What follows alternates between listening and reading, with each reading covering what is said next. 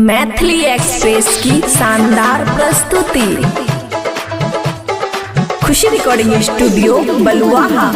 भाई बारे भाई बारे भाई बारे भाई बारे भोरे भोरे नाश्ता करे करछि गरम भोरे भोरे भोरे भोरे नाश्ता करे करछि गरम दिन भर रहछि पी के चिलम।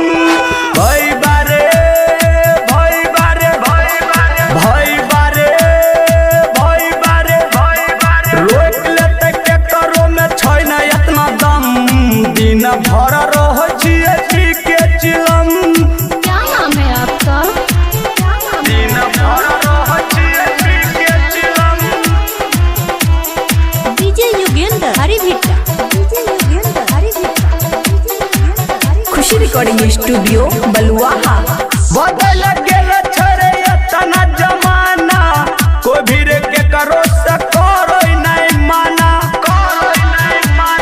हे रे हाँ बदल गेल छरे इतना जमाना कोई भी रे के करो से करो नहीं माना नहीं छै केकरो चिंता नहीं रे छै केकरो गम दिन भर रहछि पी के चिलम। भाई बारे भाई बारे भाई बारे रे भाई बारे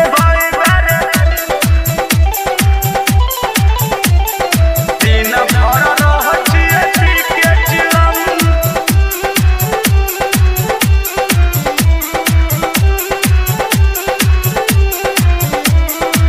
छबिल बिसेला दिल खुश मारे दम साथ में फरक न करे छै कोनो रे जात में फरक न करे छै कोनो रे जात में। छबिल बिसेला छोटू मारे दम साथ में फरक न करे छै केकरो रे जात में।